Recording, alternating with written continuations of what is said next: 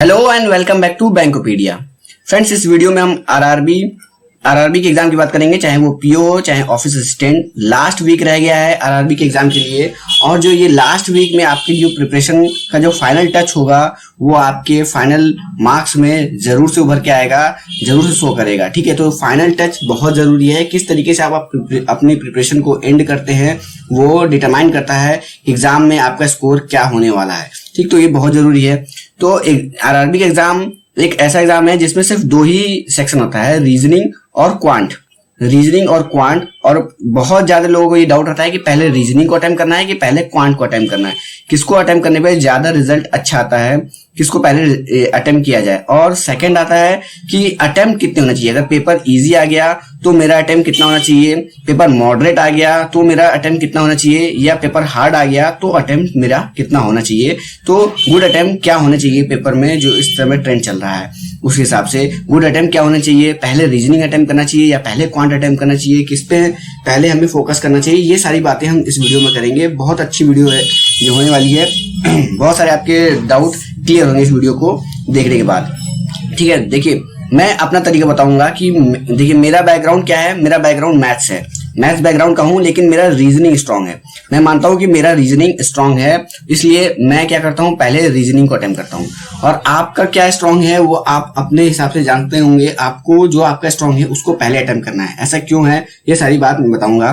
देखिए मेरा पेपर को अप्रोच करने का तरीका क्या होता है, मैं पहले रीजनिंग को अटेम्प्ट करता हूं। टारगेट है मेरा कि 25 मिनट में मैं रीजनिंग के टोटल 40 के 40 क्वेश्चन कर दूं, 45 मिनट में 40 क्वेश्चन अटेम्प्ट कर दूं पूरे विथ 100% एक्यूरेसी। 100% एक्यूरेसी, चलिए 95+% एक्यूरेसी कहना ज्यादा अच्छा रहेगा, लेकिन मेरा टारगेट रहता है 100% एक्यूरेसी के साथ 25 मिनट में ये 40 क्वेश्चन मैं कर दूं रीजनिंग के। और बचे हुए 20 मिनट में, टोटल 45 मिनट का पेपर होगा, बचे हुए 20 मिनट में 25+ मेरा अटेम्प्ट होना चाहिए क्वांट का, 25+ अटेम्प्ट। और ये श्योर है कि मेरे 25 क्वेश्चन तो होने ही हैं, 25 से ज्यादा होंगे, ये मेरा टारगेट है। 25 श्योर क्यों है, मैंने बहुत सारे वीडियो में आपको बता चुका हूं, फिर से बता देता हूं, क्योंकि मेरे सेलेक्टेड टॉपिक्स हैं। अगर पीओ का एग्जाम है तो सिंप्लीफिकेशन या अप्रोक्सीमेशन, क्वाड्रेटिक, नंबर सीरीज और डीआई, ये 4 टॉपिक हैं जो अगर पीओ का एग्जाम है, आरआरबी पीओ का एग्जाम है तो 20+ क्वेश्चन आपके यहां से आ जाते हैं। और ये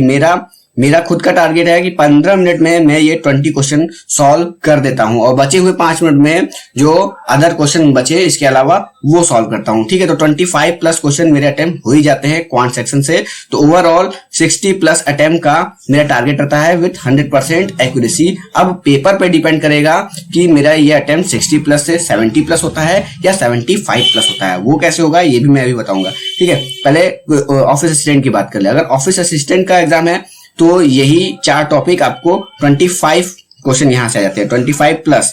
तो ये 18 मिनट में 25+ क्वेश्चन अटेम्प्ट हो जाते हैं, और बचे हुए 2-3 मिनट में अदर टॉपिक्स मैं कर लेता हूं। तो यहाँ पे मेरे 70+ अटेम्प्ट होते हैं ऑफिस असिस्टेंट में। ठीक है, तो ये रहा ओवरऑल मोटा मोटी बात कि पहले किसको अटेम्प्ट करना है, कितना टारगेट आपका होना चाहिए, रियल टारगेट क्या होना चाहिए। 25 मिनट में जो आपका स्ट्रांग है उसको पूरा उड़ा देना है, और बचे हुए टाइम में एक एवरेज अटेम्प्ट होने चाहिए ताकि ओवरऑल टाइम आपका एवरेज प्लस में आ जाए। ठीक है, तो ये आपका ओवरव्यू होना चाहिए। आपका माइंडसेट ऐसा होना चाहिए एग्जाम में बैठते समय, एग्जाम में बैठा हूं, पहले मेरा जो स्ट्रॉन्ग सेक्शन है उसको पकड़ूंगा, 25 मिनट में पूरा उड़ा दूंगा, फिर बचे हुए 20 मिनट में 20+ क्वेश्चन मुझे अटेम्प्ट करने हैं, 25+ क्वेश्चन मुझे अटेम्प्ट करने हैं। ठीक है, अब कितना गुड अटेम्प्ट होगा इसकी बात कर ले।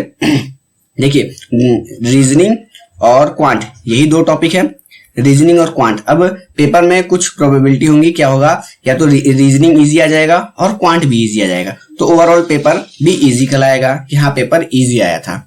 सेकंड केस क्या बनता है कि रीजनिंग मॉडरेट आ जाए, क्वांट भी मॉडरेट आ जाए, तो पेपर क्या कहलाएगा, मॉडरेट कहलाएगा। और कुछ लोग इसी को हार्ड कहते हैं, डिफिकल्ट कहते हैं कि पेपर हार्ड आया था, डिफिकल्ट आया था। दोनों मॉडरेट आ जाएगा तो मॉडरेट हो गया पेपर। ठीक है, और अगर रीजनिंग इजी आ गई और आपका क्वांट मॉडरेट आ गया तो क्या होगा, पेपर इजी टू मॉडरेट कहलाता है। ठीक है, और वहीं रीजनिंग अगर मॉडरेट आ गई, क्वांट इजी आ गया तो भी पेपर इजी टू मॉडरेट कहलाता है। ये ही 4 केस बनेंगे। तो किस केस में कितना अटेम्प्ट होना चाहिए और किस तरीके से आपको पता चल जाएगा कि पेपर इजी आया है या मॉडरेट आया है या इजी टू मॉडरेट आया है, क्योंकि पेपर देने के बाद ही आपको पता चलेगा। लेकिन एग्जाम के दौरान कैसे पता चले, क्या अप्रोच, क्या स्ट्रेटेजी आप एग्जाम के दौरान यूज करें, ये कैसे होगा ये मैं आपको बताता हूँ यहाँ पे। ठीक है, क्या है, जैसे मेरा रीजनिंग स्ट्रांग है तो मैं रीजनिंग को पहले अटेम्प्ट करूंगा, रीजनिंग अटेम्प्ट करूंगा और मान लीजिए रीजनिंग आई हुई है इजी। ठीक है, अब मेरा टारगेट क्या है, 40 क्वेश्चन इन 25 मिनट। ये मेरा मैक्स टू मैक्स है कि इतने टाइम में मैं 40 क्वेश्चन कर ही लेता हूं। ये कैसे पता चला है, मेरे मॉक एनालिसिस से, मैं जो मॉक टेस्ट देता आया हूं उससे मुझे पता चल चुका है 25 मिनट में मैं 40 क्वेश्चन कर सकता हूं। ये मैं अपने मॉक एनालिसिस से मुझे पता लगा है। ठीक है, तो ये है max to max time. Max to max में मुझे 25 मिनट लगने वाला है। ओके, अब पेपर आया है इजी। पेपर अगर रीजनिंग का सेक्शन इजी आया है तो यही 40 क्वेश्चन मैं 22 से 23 मिनट में कर लूंगा। ठीक है, और पेपर जब सॉल्व करूंगा, करते समय ही मुझे समझ में आने लगेगा, क्वेश्चन को देख के ही समझ में आने लगेगा कि रीजनिंग का सेक्शन इजी आया हुआ है। लेकिन जब 35 क्वेश्चन अटेम्प्ट हो चुके होंगे और टाइमर की तरफ देखूंगा कि 20 मिनट के करीब चल रहा है, तो मतलब मैं समझ जाऊंगा कि रीजनिंग का सेक्शन इजी आया हुआ है। अब रीजनिंग का सेक्शन इजी आया है, क्वांट के लिए मेरे पास 20 मिनट बचा था, लेकिन 2-3 मिनट पहले मेरा रीजनिंग सेक्शन हो गया, तो प्लस 2-3 मिनट मुझे मिलने वाला है, 2 से 3 मिनट ज्यादा मिलने वाला है। तो अगर 2 ही केस बनने वाला है कि क्वांट का सेक्शन भी इजी आए या क्वांट का सेक्शन मॉडरेट आएगा, यही 2 चीज बनने वाला है। अगर क्वांट का सेक्शन इजी आया तो मुझे अपनी स्पीड को बढ़ाना पड़ेगा। ओवरऑल मेरा 65 टारगेट था, 70 प्लस टारगेट होना चाहिए। फिर मुझे 70 प्लस का मतलब 74, 75 ये अटेम्प्ट होने चाहिए। जो लोग बोलते हैं कि मैं 80 के 80 अटेम्प्ट करके आया है, वो झूठ बोलते हैं।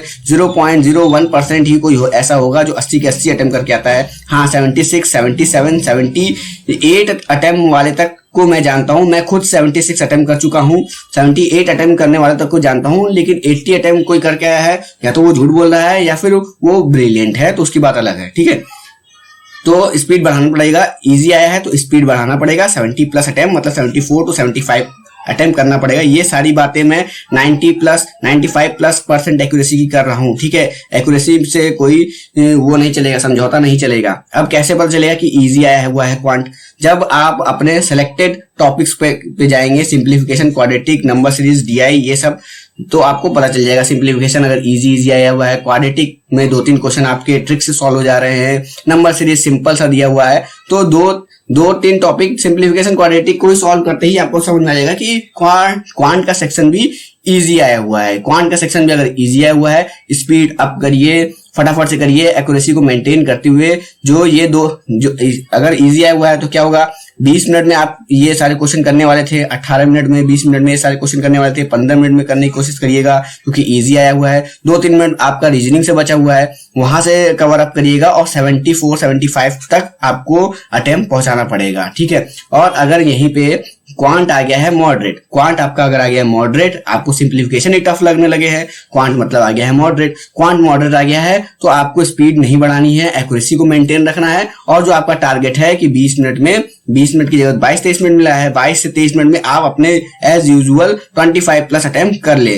25 प्लस अटेम्प्ट, ये जो 2-3 मिनट मिला है वो आपके मॉडरेट को इक्विलिब्रियम में लाएगा। ये 2-3 मिनट को यूज करिए और 25 प्लस अटेम्प्ट करने की कोशिश करिए और 65 प्लस में रहिए। ठीक है, तो वो आपका गुड अटेम्प्ट में आ जाएगा। ये हो गया आपका अगर रीजनिंग इजी आया है तब। अगर आपका रीजनिंग ही मॉडरेट आ गया है, पहला अटेम्प्ट हमने किया, रीजनिंग मॉडरेट आ गया, कैसे पता चलेगा? आप 35 क्वेश्चन कर चुके हैं, आप टाइम देख रहे हैं कि आपका 25 मिनट पूरा हो चुका है और आपके अभी 35 क्वेश्चन ही हुए हैं, तो अब आपको समझ जाना पड़ेगा कि रीजनिंग मॉडरेट आया हुआ है। इसका मतलब क्या है, या तो क्वांट इजी आया होगा या तो क्वांट मॉडरेट आया होगा। अब बचे हुए 5 क्वेश्चन में टाइम वेस्ट नहीं करना है। 25 मिनट हो गया है, उसको छोड़िए, जो आपका टारगेट था वो टाइम खत्म हो चुका है। 20 मिनट में क्वांट पे जंप करिए। क्या पता क्वांट इजी आ गया हो और आप फालतू में यहाँ 5 क्वेश्चन के लिए 5 मिनट दे दिए, वहां पे इजी पड़ा हुआ था, आप उसको सॉल्व ही नहीं कर रहे हैं। ठीक है, तो ये इसको यहाँ से छोड़ना है। लेकिन छोड़ते वक्त माइंड में ये होना चाहिए कि 5 क्वेश्चन मैं यहाँ छोड़ रहा हूँ, जो हमारा टारगेट है 25 प्लस, मुझे अब क्वांट में 30 प्लस अटेम्प्ट करना पड़ेगा, तभी मैं अपने टारगेट पे जा जा पाऊंगा। ऐसा 30+ अटेम्प्ट कब कर पाएंगे? जब क्वांट वाला सेक्शन भी इजी आया होगा।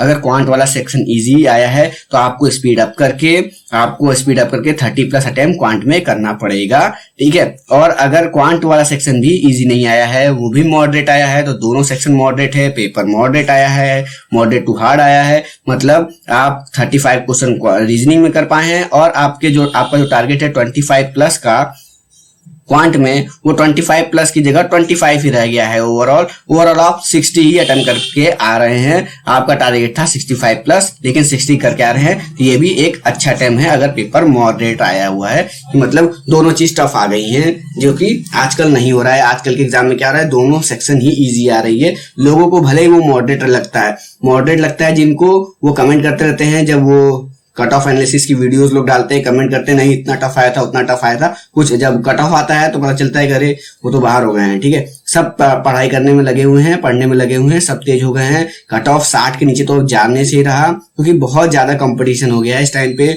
और अब जो री एग्जाम होने लगे हैं, अब ये सारी चीजें जो होने लगी हैं, 3-3 महीने 4-4 महीने लोगों को एक्स्ट्रा मिल रहा है, तो कट ऑफ कम जाएगा, ऐसा भूल जाओ, ठीक है।